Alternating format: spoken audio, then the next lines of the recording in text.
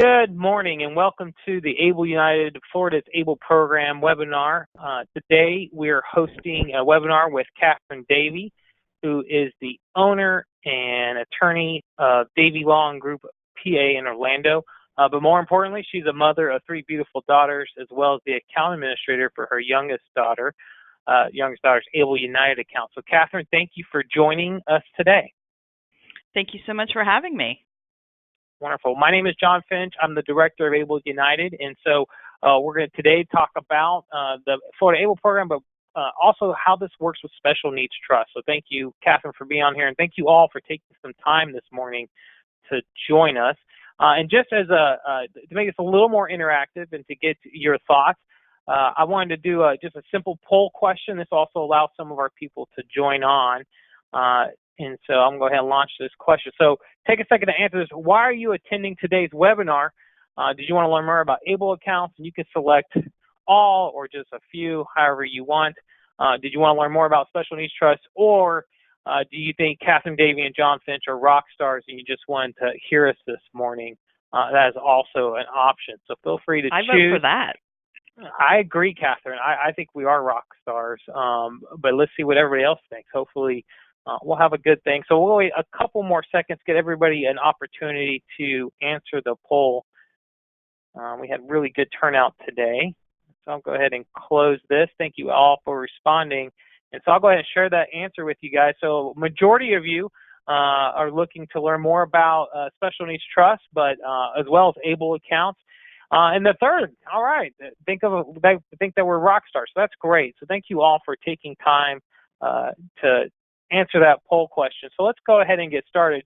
We'll start out with just a simple housekeeping tip, and that is that you all join this webinar muted, so we cannot hear you, but there is a way for you to ask questions, and we do ask that you go ahead and do that throughout the presentation as well, is look in that little GoToWebinar box. There's a question section. Feel free to go ahead and answer or ask your questions throughout that. And we'll have plenty of opportunity and time at the end of the webinar to answer your questions and go through that. So feel free to use that box. So let's go ahead and get started about ABLE accounts.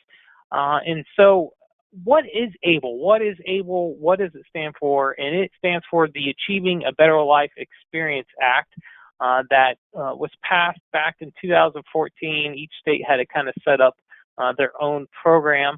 And what it does is encourage individuals with disabilities to save private funds to support health, independence, and quality of life. And it actually added a brand new section to the Internal Revenue Code, Section 529A. Now, this is similar to 529, and that is a tax, which is a college savings plan tax code. So it's similar in that nature, in that these are going to be using after tax dollars that can grow tax-free for a variety of expenditures, but more specifically for individuals with disabilities. And we'll talk more about that. Here in the state of Florida, we passed our own ABLE Act in 2015, which allowed the state to create a direct support organization that's under the Florida Prepaid College Board to administer the state of Florida's ABLE program. So we are run by the state of Florida, and we launched July 1 of 2016. So that's kind of a high level of what the ABLE Act is. Before we talk specifically about Able United, I wanted to go ahead and do another poll just to see your familiarity with Able United and our program. And if you could take a moment, answer this poll, and that will kind of help guide my discussion with you over the next few minutes.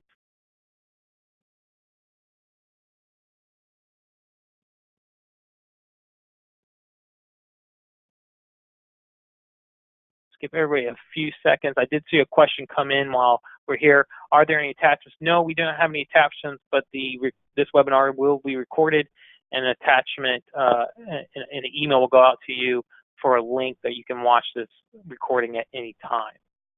So go ahead and close that. And it looks like most all of you are very familiar with this, or somewhat familiar with Able United. So that's great. We have a good showing of people, and so we'll give you a good enough explanation so you'll have a good baseline to understand ABLE accounts before we turn it over to Catherine. So how does Able United work? How does Florida's ABLE program work. And so, high level, what it is a tax-free savings account used to support related disability expenses and to do so while maintaining government benefits. And there's three qualifications for all able, for Able United specifically. Two or for all able programs have the same kind of federal mandate that they have to follow. But what's unique about Able United, since we are run by Florida, you have to be a Florida resident at the time you apply for this program. You have to have a qualifying disability, which we'll speak about here momentarily, and the onset or the diagnosis of that disability had to occur prior to age 26. So what does it mean, qualifying disability? So if an individual is receiving supplemental security income or maybe Social Security disability insurance or survivor Social Security benefits from a parent because of their disability, then they would qualify as long as they meet that diagnosis prior to age 26. But if they're currently not receiving any kind of Social Security benefits, they have to have what they call a marked severe functional limitation. They have to have a diagnosis of a physical or mental impairment prior to age 26. And it has to be expected to last at least for 12 months. And so it's based on the child standard for Social Security. Even for an adult, so it's not based on if you can work or not. And so I tell a lot of people, the marked and severe functional limitations, that really is something that is going to impede your daily living or have an impact on you to where you need some additional assistance or require additional therapies or doctor's appointments in order to have your needs met. And so since these are run by the Internal Revenue Service, IRS, they kind of provided some guidelines on what these types of disabilities include, and here are the broad categories they provided us. So developmental, intellectual, psychiatric disorders, nervous, congenital anomalies, respiratory disorders, and even other sections. So it's pretty broad. So it's not just certain types of disabilities. It is a very broad range of disabilities that could be eligible for an ABLE account. So who owns the ABLE account? It is the individual with the disability. These are their funds. They are the owner of the account, but we know not everybody can manage their own account.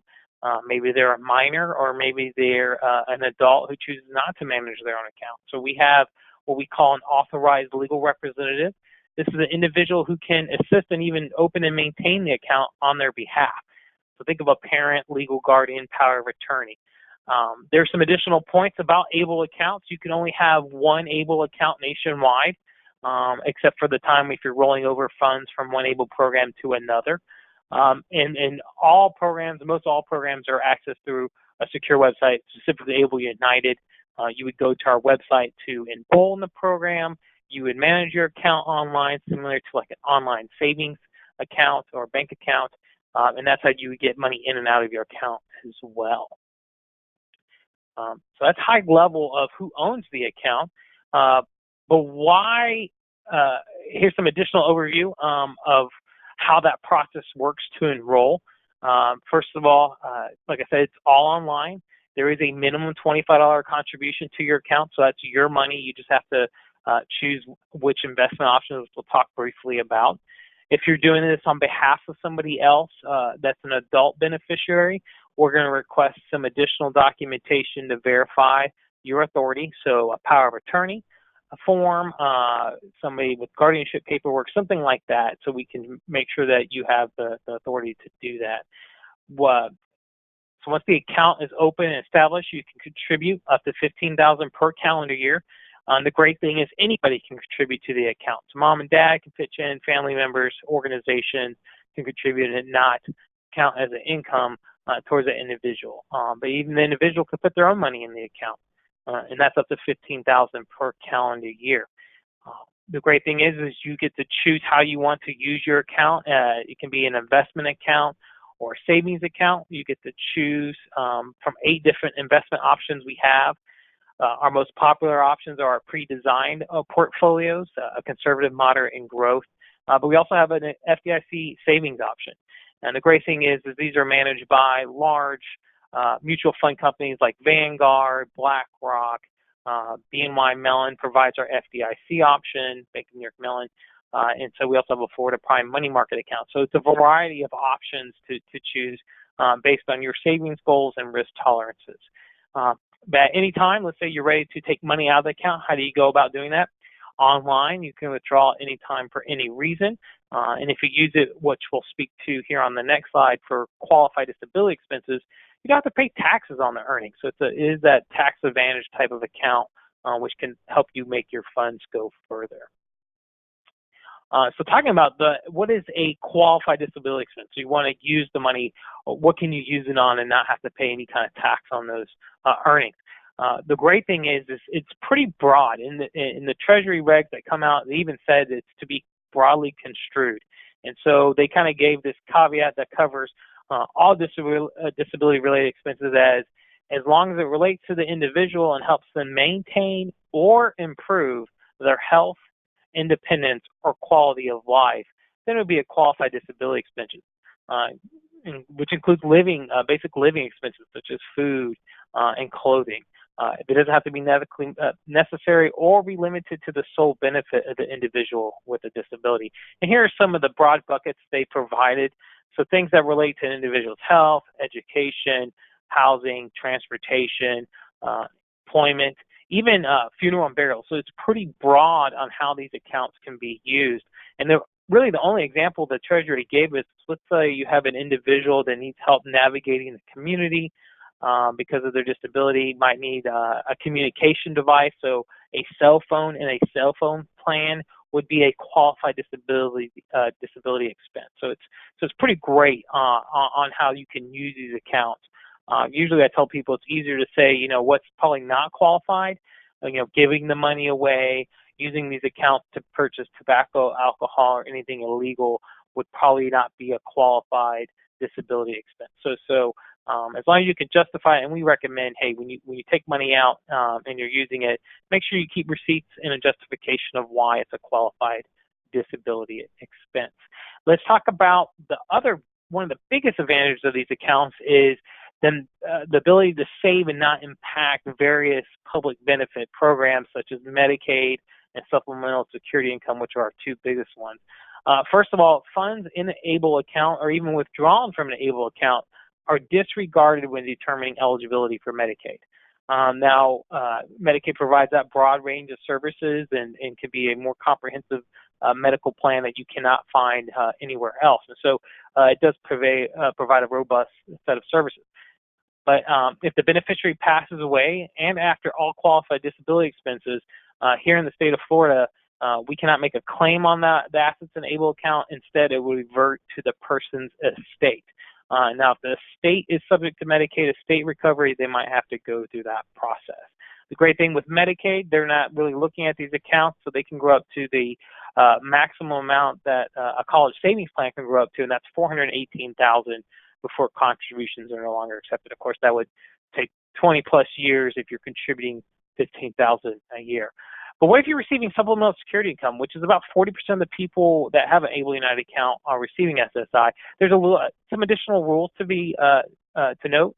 First of all, same kind of thing. Generally, money in or even withdrawn from an ABLE account are disregarded when determining eligibility for SSI.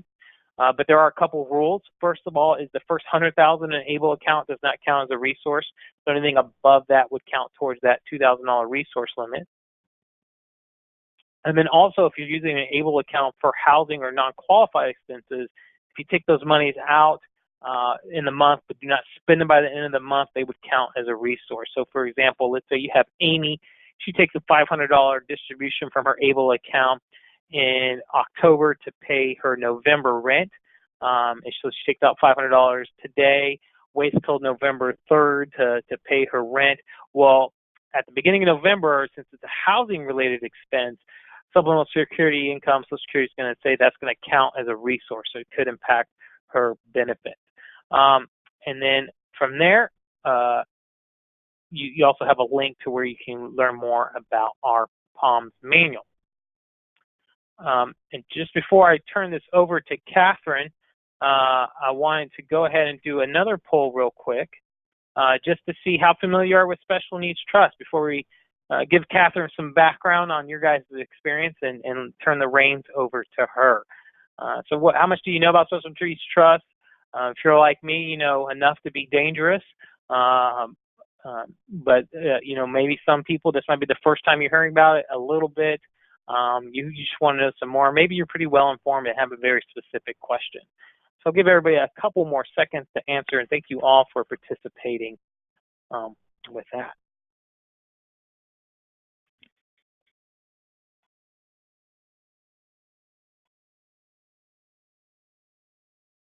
And thank you all for your questions. I do see that several questions have come in, and we'll wait to the end before we start going through those.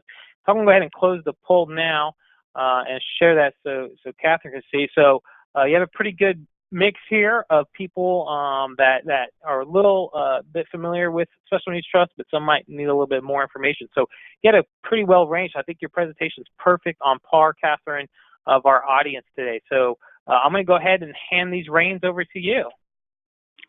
Hey guys, good morning. I am Catherine Davey. I'm an estate planning, probate, guardianship, and special needs trust attorney.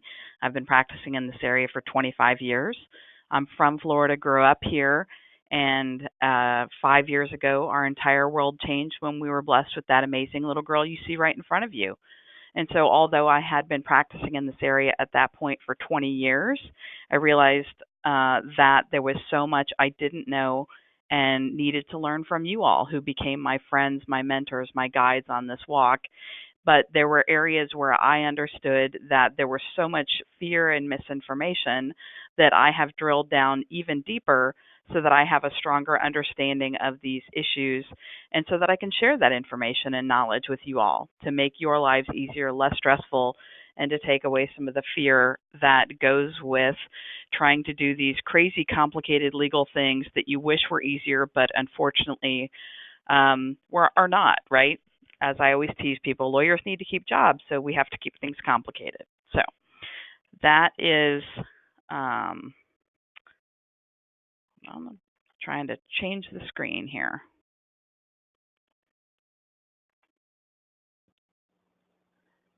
Are you able to get it, Catherine? If not, I can click for you.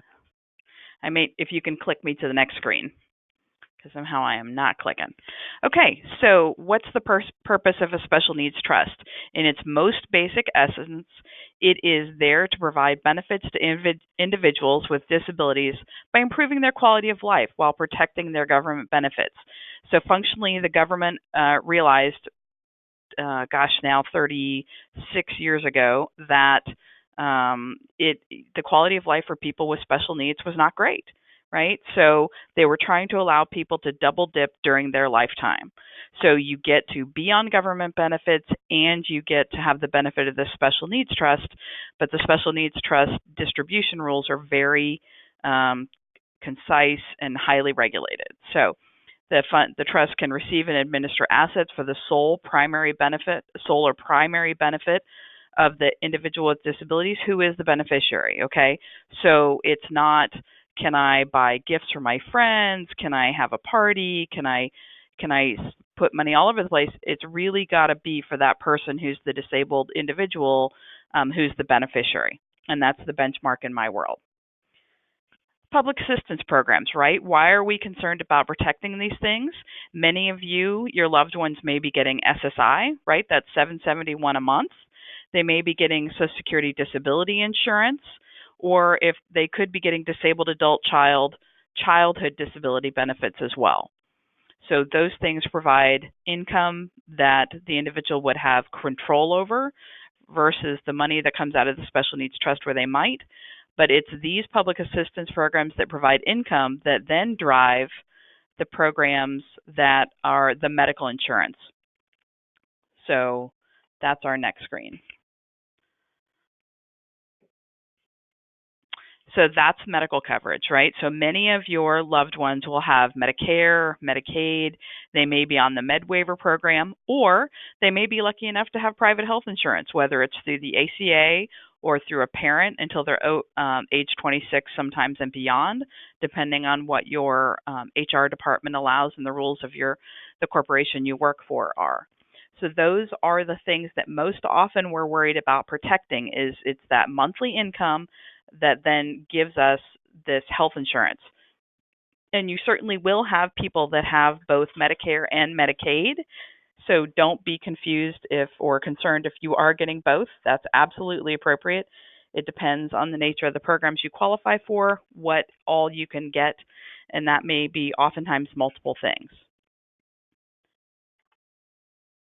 And there we go. So eligibility for SSI and Medicaid programs will absolutely depend on your level of care, your medical need, right? If your loved one has a great deal of medical need, then that will move them up on the list and provide more benefits. Also, there's a resource test, and by resources I mean income and assets that have caps on those asset and income levels. So you'll hear that over and over again in my world, that we talk about what are your income and assets, and you have to qualify under both sides. If you only qualify under one side, there are ways sometimes we can address those issues, and but not always. So sometimes you may be disqualified depending on those income and asset levels. There are penalty periods if you transfer assets in order to become eligible. That's definitely a whole conversation that's very specific for each individual. So please talk to someone who's highly qualified to assist you with this if that's something you're going to consider doing. And then traditional trust, right? A typical estate planning trust does count as an available resource. That's why special needs trusts are literally so special, right? They're allowing people with special needs or disabilities to qualify to have both things, both the income and insurance, health insurance from the medical care from the government side, as well as improve their quality of life. All right. We've given you the information on SSI-related programs for the standards for 2019. Those are updated on an annual basis. It is a super complicated chart, but we wanted to give you some baseline information so you could look your way through and see what you might potentially qualify for, or compare it to what you know you're getting so you know that you're going the right way. If you are not on an income and asset-based program, if you're not on SSI or SSDI or a program like that, then this won't apply to you, okay? So, and there's a whole conversation to have as to whether or not you need these things if you're not on an income or asset-based program. Okay, so this is the nuts and bolts. This is what you really want to know. I've given you the overview, but now let's talk about the very specific types of special needs trusts. And everybody's got to have a lingo. So, of course, we have a lingo as well. So in our world, we call them SNTs, okay? So when you see that over and over again, as I abbreviate through the PowerPoint, SNT is the shorthand for special needs trusts, okay? What are the types of special needs trusts? So start with asking yourself whose funds are going into the trust. Okay, is it my money that I'm using to provide for May, or is it somehow May's own money? Was May injured in an accident and May inherited money from her grandparents and she has her own money? So it's whose money is this? Someone other than the beneficiary or the beneficiary spouse. So if May got married, then that spouse would count, or is it her own money? Okay? So that's how that piece. So third party is somebody else's money. Self-settled is May's own money. So I find it helpful, and hopefully you do as well, for me to give you very concrete examples so it makes sense. So I will frequently refer to May as my character of choice in these examples as opposed to a random person's name. So just so you're aware of what I'm doing. So third-party special needs trust, this is where we always start, right? Because this is mom and dad providing for May or whoever else it is in this situation. So in theory, it is set up or established by a family member or a friend for a person with disabilities. So if you loved May and you wanted to set up a special needs trust, you certainly could. And my husband and I could certainly set up a special needs trust for her as well. There are 3 different main types of third-party special needs trusts. We could do a will, and a will is just a set of directions as to what happens to our assets after our lifetime. And a testamentary special needs trust is a special needs trust that comes into being, literally it's born out of the will being probated. So it's not a standalone document, it's not part of something else. It's literally a special needs trust within part of our will. And if you think testamentary is a complicated word, you may have heard wills being called last will and testament. So it's part of, that's why it's a testamentary special needs trust, because it's part of that will. Okay, so it doesn't exist now. It's going to exist when we pass away, and the money we leave for May is going to be held in a special needs trust for her benefit during her lifetime. Okay, that's the first choice. Second choice is a revocable trust with third-party special needs trust. Again, still third-party special needs. It's my money, and I could create a trust, and it's a common probate avoidance tool to have a trust. So I get to decide what happens to my money or my life insurance or whatever it is I have after my lifetime. And part of the distributions, after we provide for our other daughters as well, we would create a third-party special needs trust for the money to be held aside for May, right? And a third party, any special needs trust, remember, has to have a person who's disabled. So by definition, May have just having Down syndrome is enough to have her be qualified as a disabled person. So we would create a trust, and it has provisions for our other daughters, and then it would have provisions for May held in a third-party special needs trust. You can also do, and this is the third type, a standalone third-party special needs trust. So just pretend that your grandmother is going to leave you just tons of money, and she says, I really want you to set up a trust for May because she's amazing, and I want to make sure she's provided for. You can create a document that exists right now. It would have its own, it's like a Social Security number. It's called an EIN, or an employer identification number, and it literally exists as a document with a Social Security number, and you can put money into it, you can create bank accounts, and it can make distributions immediately. Okay, that's the difference between a will and a revocable trust. Those things sort of exist now, but they don't actually start doing anything until after your lifetime, whereas the standalone third-party special needs trust exists right now and can do things right now. Okay, in a third-party special needs trust, this is a key point. There is no Medicaid payback required. So if it's my money and I'm providing for May, there is no Medicaid payback required. And you'll see again, and I'm going to say it now and I'm going to say it again later, if it were May's money, right, if she won the lottery herself, she played the lottery and won the lottery, and she was going to set up a special needs trust, she would have to do what's called a self-funded special needs trust because it was her money, she won the lottery, and there would be a Medicaid payback required. And what Medicaid payback means is that after her lifetime, that Medicaid would have to be paid back every dollar they spent on her during her lifetime. Okay?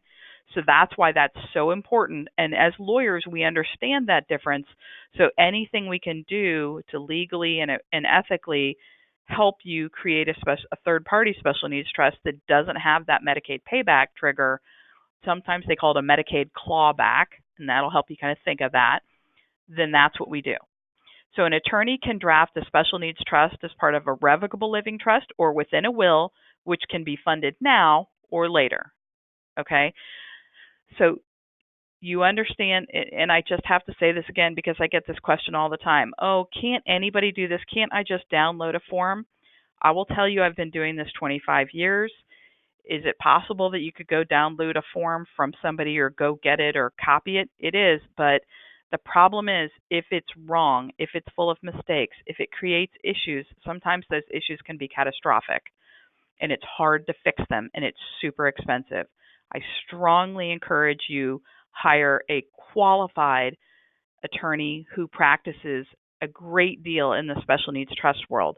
Please, criminal attorneys, family law attorneys, they're all lovely people. But if you don't do this very narrow, very specific area of law every day, please don't play in this world. This is a world where you're going to have to be highly educated and keeping up with everything because it changes all the time. Okay, that's my caveat and word of warning on that one. Self-settled special needs trust. Remember, May's won the lottery. Bully for her. But Medicaid, if she creates a special needs trust, Medicaid payback or Medicaid clawback would be required. It also must be irrevocable, right? And irrevocable means it can't be changed.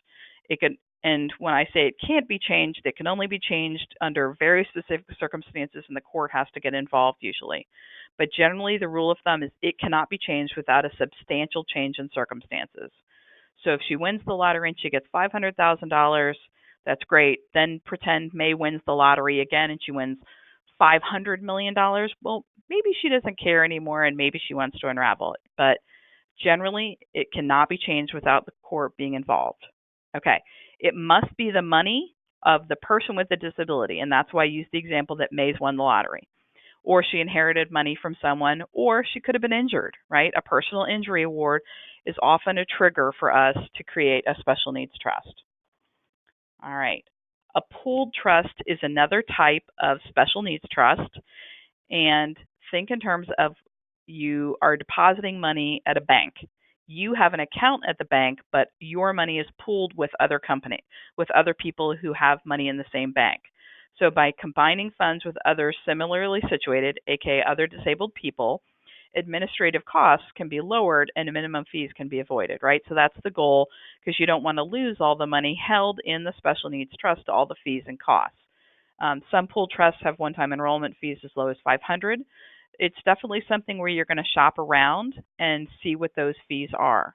Many pooled trusts don't have a minimum monthly fee or annual fees, but ask those questions, right? You're going to need to compare those things to see that you're getting not only a company that works best for you and understands the walk you're walking or that your loved one is walking, but you're going to need to understand what they charge and how they charge, because sometimes those fees can be exorbitant, just like with banks and all those things.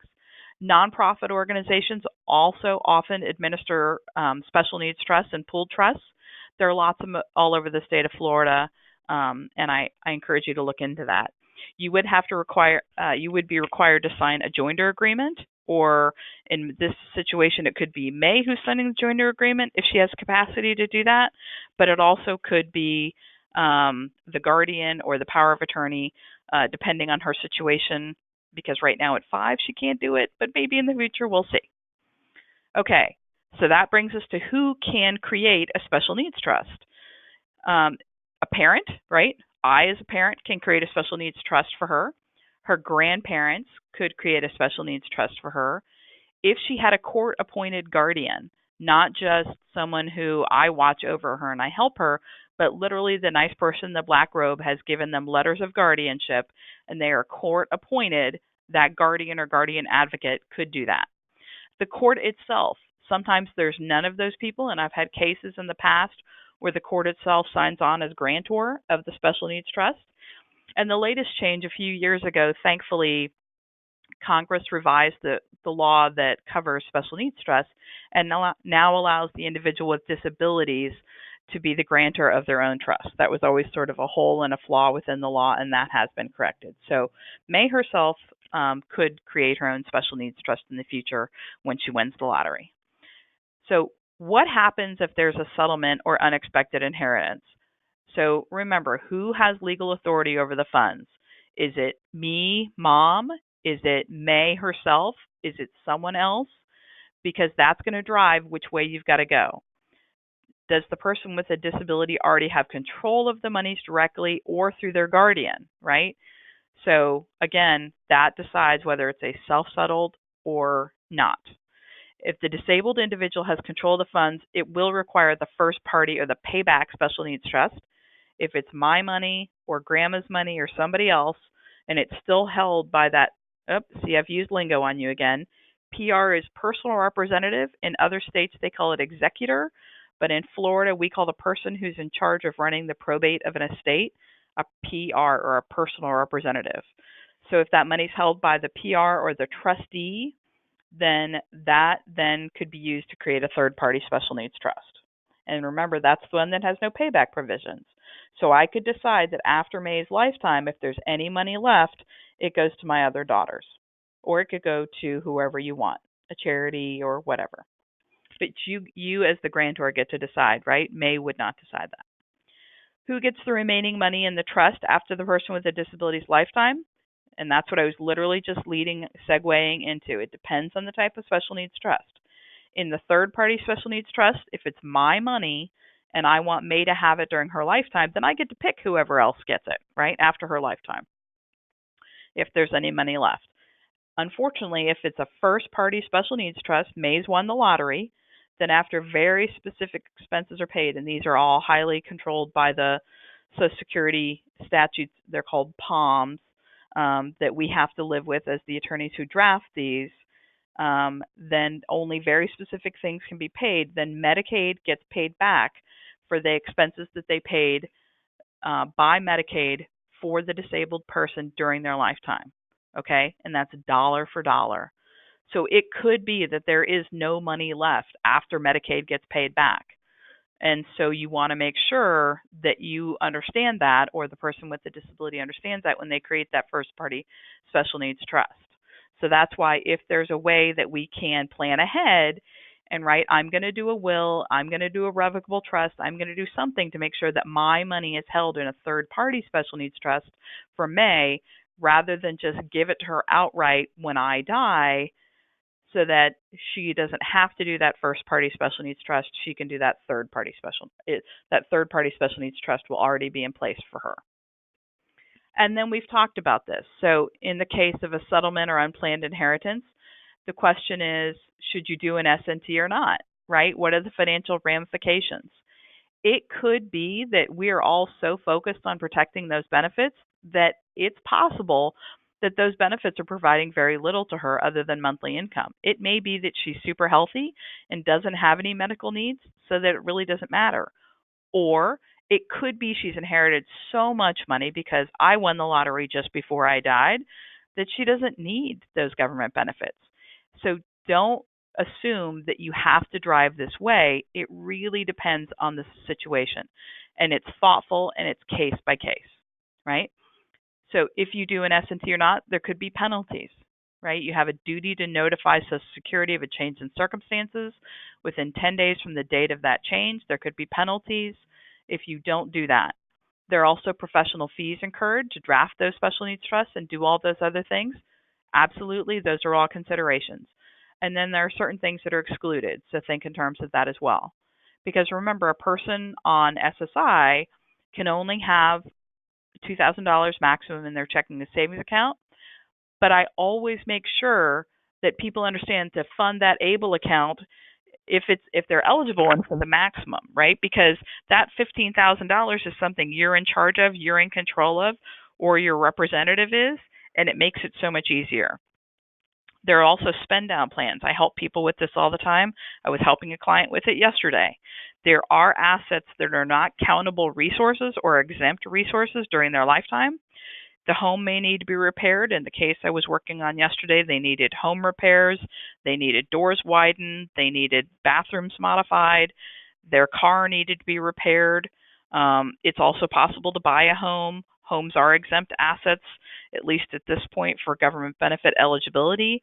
A car is as well, under certain, generally, and items for their home. In my case yesterday, the lady needed an entire bedroom suite. That's an exempt asset. And one of the things that I've had so many clients struggle with is, please, please, please, nobody wants to think about death or dying, but prepaid funeral expenses are exempt. And what happens is, after that person dies, that special needs trust, if there's a payback provision, is locked, right? They can't pay for the funeral. So when you call them, when I call my special needs trust company and say, May's just died, I need you to pay for the funeral, they can't. But had I called them a week before and said, I've organized and I want you to purchase for May a prepaid funeral plan, they absolutely could have done that. So that's my biggest, strongest caveat. Don't forget that. Don't forget that. Okay. Prepaid living expenses often are acceptable, as well as there are ways sometimes to legally transfer some wealth. But that requires also a highly trained attorney who can walk you through the minefield that is how to get that done legally and appropriately without committing fraud. The advantages and disadvantages of special needs trusts. We've talked about protecting government benefits. You get to keep your money, and the trust provides for supplemental needs, right? It's supposed to improve your quality of life. It's supposed to improve what's called comfort and happiness while the government provides for what's support and health. The disadvantages: the use of money in trust, the trust is restricted by the rules of the trust. And the Social Security Administration and the U.S. Code tells us exactly how those funds can be used. Those rules don't often make people happy. Sometimes it makes them very frustrated with me. But I didn't make those rules. All I can tell you is those are the rules we have to live with, and it's either worth it or not. There are challenges related to selecting and working with a trustee. I have clients sometimes who get frustrated working with corporate trustees, that they want more flexibility in how the funds are distributed. But again, their hands are sort of tied as well based on those rules. And remember that remaining trust assets will be subject to the Medicaid claim on death if in the self-settled special needs trust.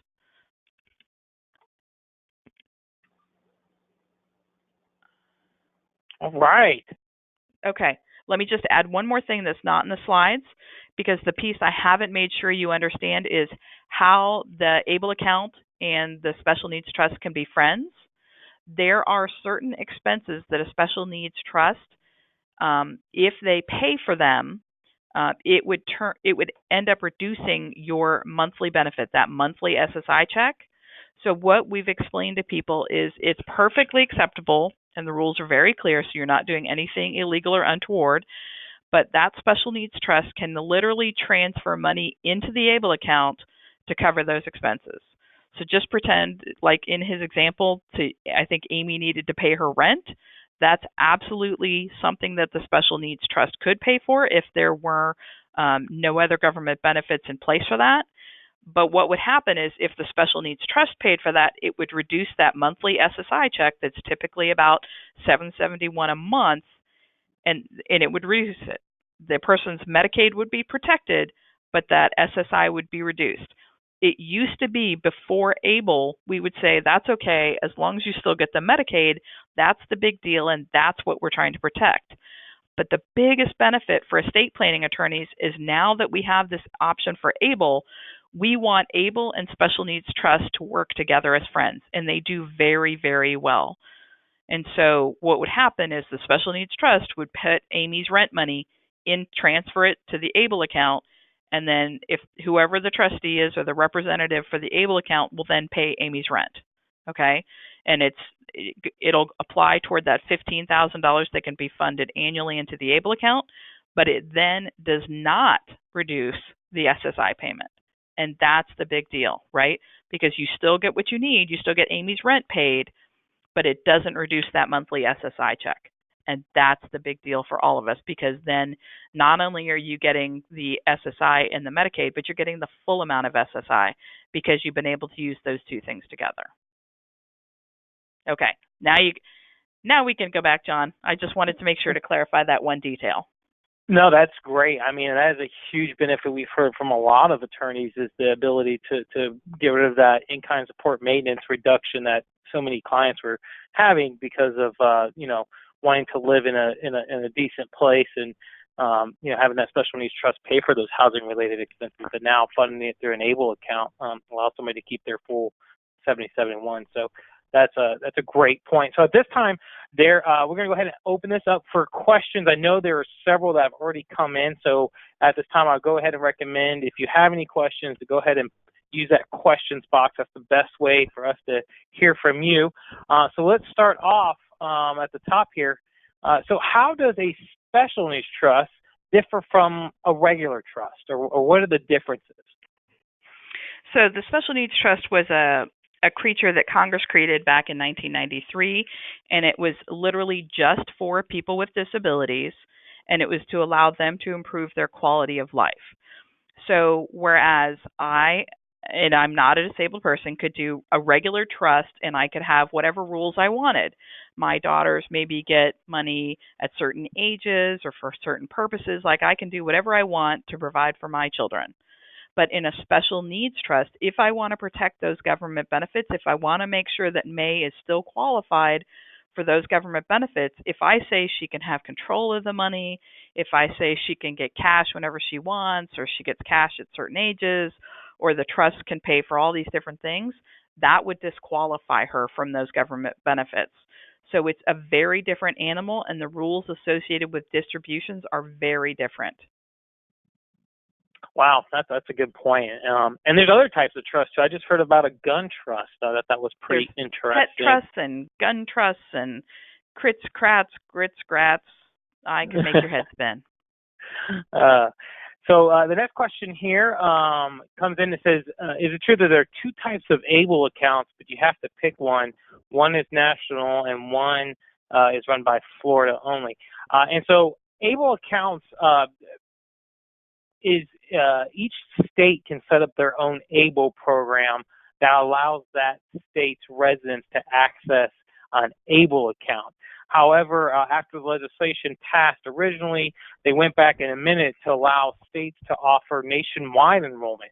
And so you see some states, I think there's actually 42 programs now across the country, 42 different states, including the District of Columbia, who offer ABLE programs. And that state has the ability to either open it up to nationwide enrollment, it can be just specifically for their residents, or they can work with other states and have some benefits that way.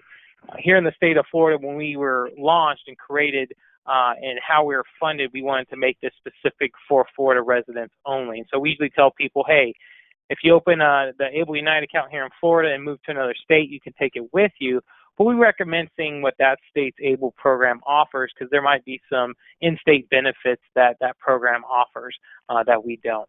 So I usually ask that question. Going down here, I'm trying to look at some other questions here.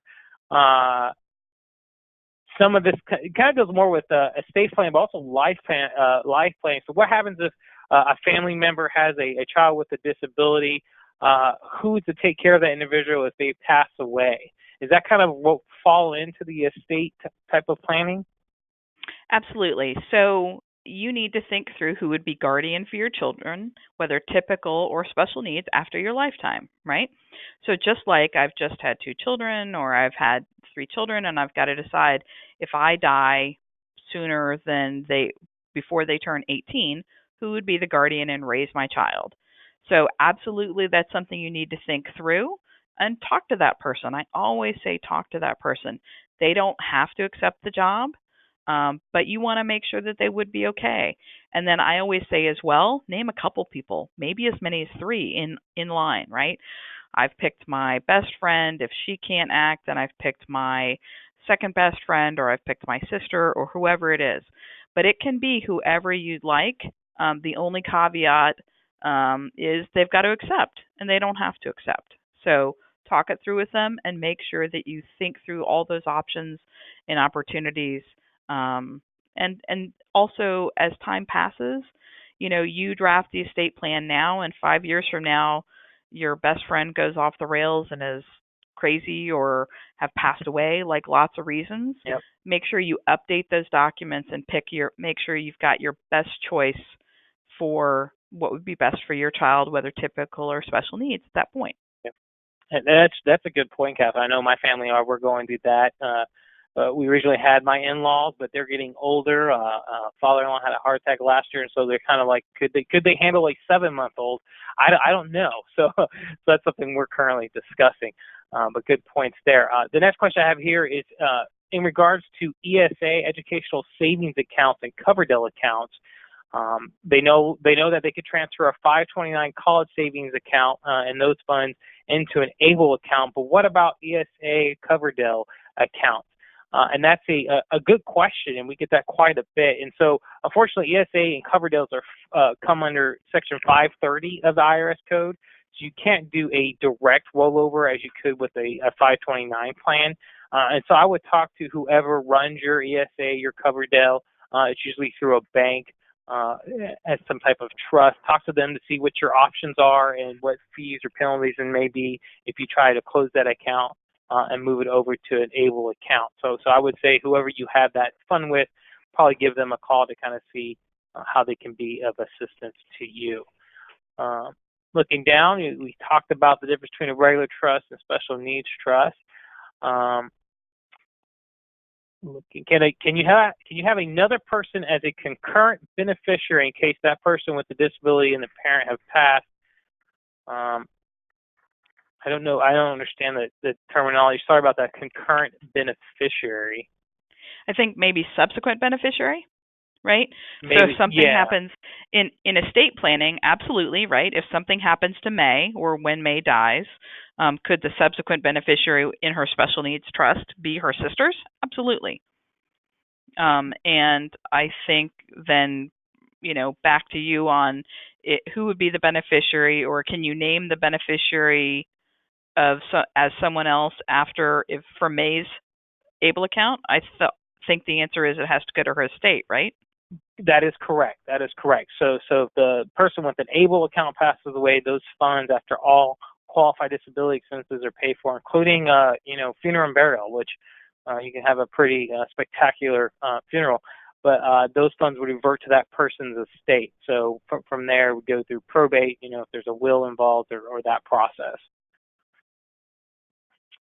The next question I have is, are earnings from an account investments included towards the $15,000 annual contribution cap? And the answer is no. So that is $15,000 in contributions. That does not include any earnings on the account for that fiscal year. In addition, that if the beneficiary is working and currently not saving for retirement, either in a employer-sponsored retirement plan or on their own, like an IRA account, a Roth IRA or 401k or something like that, they're able to contribute above that amount up to how much they've earned that year, or the federal poverty limit for a single household income, which would be $12,140. So there's ways to go above that $15,000 annual limit for a beneficiary that is working. Kind of highlighted the difference between a revocable trust and a will. Irrevocable? Okay. Yeah, you highlighted that already. Does a special needs trust have to pay taxes on the funds in it? If it is a standalone special needs trust, then yes, the fiduciary tax return would have to be filed and taxes would have to be paid on the interest earned in the special needs trust. However, if it's a testamentary special needs trust or a revocable living trust, special needs trust, right, it's still your money until it's transferred into that after your lifetime. So you're still paying the taxes on that. Okay. Got another question. It says, if you have an S&T for your child that is set up upon your death, but the child is going to inherit money from another family member, should it be sent to its own special needs trust? So I guess then they can have more. You can have multiple special needs trusts, right? Some that are set up post-death or some that are set up immediately, correct? You can, and ideally, so just pretend my mother-in-law is going to create a special needs trust for May. I would ideally like her special needs trust to match up with mine, because there is a way to combine them if the terms match to reduce the costs and expenses of running multiple special needs trusts. So that is an option, and that could be a court-created solution after somebody's lifetime as well. Great. Here's an interesting question. Can a person with a disability gift funds to another person so that third party can establish an S&T? So I'm assuming that's probably a no. But yeah, that's a hard no. Wrong. That's Medicaid fraud. Yeah. That's good idea, but Medicaid fraud. Money laundering, yeah. Looking at some other questions here. Is there a way to find out how much a Medicaid payback is currently? So I know we talked about automatic paybacks for some of those self-settled trusts. Is there a way, does the state have to provide you with documentation of how much Medicaid payback there is? I don't know that you could actually just call them and ask, like, what's my bill right now? I'm certainly happy to look into that. If whoever's asked that question wants to email me, I'm happy to talk to the folks who are the contractors for Medicaid estate recovery. So the unusual aspect of all this is I got my start 25 years ago representing Medicaid, doing Medicaid estate recovery. So I still know all those people. So I'm still friends with them. That's great. That's great. Yeah, I've heard a little bit. I've heard of people post-death being able to find the amount. Yep. Because they have to reconcile, how much, we have to recover, and then if there's going to be any money left or not. But, currently that's a good question. I don't know if they keep a running tab or not. We talked about this question already. I'm sure they have the ability. The question is, would they give it to you? Yeah, that's true. Oh, we live in the Sunshine State, right? So it's a good old laws protect you. So can an S&T fund the ABLE account? We talked about that. Yes, there's ways to do it. Yes. I would say there might be terminology though in the S&T to make sure that there's friendly language, right, for them to play nice together.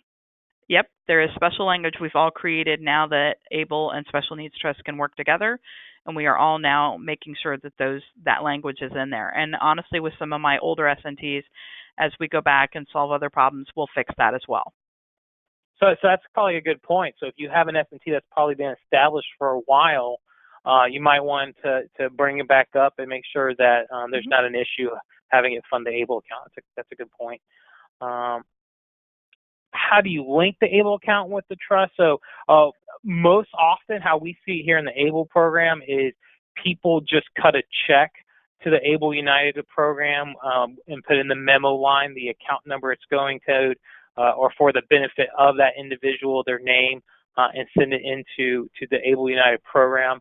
That way we will credit that account. So that's often we see checks coming in monthly, sometimes from a special needs trust, and even a one-time year at the beginning, they just fund the full amount for the calendar year. So that's how we get that. Just looking some additional, talking about supplemental security income, the ability to have the ABLE account. The question was, they didn't catch the part about SSI, ABLE, and trust, how those all work together, and high level that a trust could put the money into an ABLE account, and the ABLE account can pay for housing related expenses, so that why an individual's monthly SSI check would not be reduced. That's a way to do that, and it's been clarified even in the program operation manual that Social Security Administration uses in the POM. So that's great. I'm just going through some of these other questions. Can you recommend an attorney for special needs trust? Is there, I know the Florida Bar usually keeps a pretty good list of attorneys, and there's probably some special sites out there as well, depending on where they're at in the state. Yep, there are as well, and depending where you are in the state, there's attorneys who specialize in it. If you're not sure, ask them. How many special needs trusts have you drafted? There's a big conference that Stetson University's Law School in St. Pete puts on annually. They literally put it on last week. Ask them if they go. How many times have they gone? Ask them lots of questions. You need to be as savvy a consumer as you possibly can, and I'm happy to make recommendations if you're not sure who's a good option for you in your part of the state. So you want to make sure that the person's not drafting their very first special needs trust and you're the test case. That's great. Just looking through, I know we got about 20, 30 more questions have come in since we started Q&A. So I'm going to try to scan through them and try to find ones we have not touched on yet.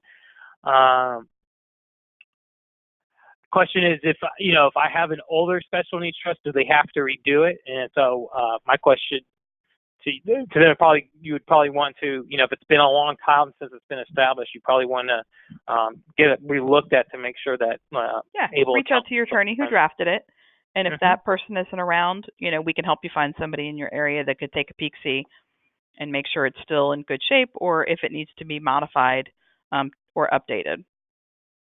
Yeah. Looking at some other questions, how do I move? Let's say I want to move my ABLE account to a different state. How do you do that? Usually each state has a rollover form. We have it on our website called an ABLE to ABLE rollover form, and you could fill out information on there to get that. Looking at some additional, can funds be used in the ABLE account to pay expenses that incurred from 3 years ago? And so these are tax advantage savings account, and so if you make withdrawals, you're getting a tax statement each calendar year, and so the IRS is looking at what expenses you had that year, and then they correspond to expenses for that calendar year. So I would say, there is no provisions to file, to do a payback or a reimbursement from past year's costs. Which would be great for some of we have some people that, they're in their 80s that have an ABLE account. It'd be great if they can go back to when they were a child and recoup some of those costs. But that's unfortunately not able to do that. Looking at, so when you set up a third-party special needs trust, is there rules of who can put money into it? I don't know of any limitations as to who can put money in a special needs trust, into a third-party special needs trust. We've done everything from GoFundMe accounts to all sorts of things. And honestly, I'm happy to let any of you fund my special needs trust. I'm just generous that way. No, that's so sweet of you. All right, well, I'll have one more question, and then we'll wrap this up. This was only scheduled for an hour, but I know there's so many good questions out there. And don't worry, what we'll do if your question is not answered, I'll pull these questions. We'll filter out the ones we did answer, and then I'll work with Catherine to get those answered to you in the next week or so. Absolutely. I'm happy to help. This is my passion. May changed it all for me, so this is my commitment to making sure people have the information and education to make themselves comfortable. Wonderful, wonderful. Well, with that, I'm going to go ahead and show you our last screen here on, if you have additional questions, very broad questions about ABLE accounts, definitely check our website, ableunited.com, but you can also call customer service. They're available Monday through Friday, 9 to 6 Eastern Time. That phone number, 888-524-ABLE or 524-2253. If you want to reach out to Catherine, her website, daveylg.com. For more information, she also can be reached. Go ahead. Let me give you a better number. It's 407-645-4833. 4833. Okay. Yep. All right.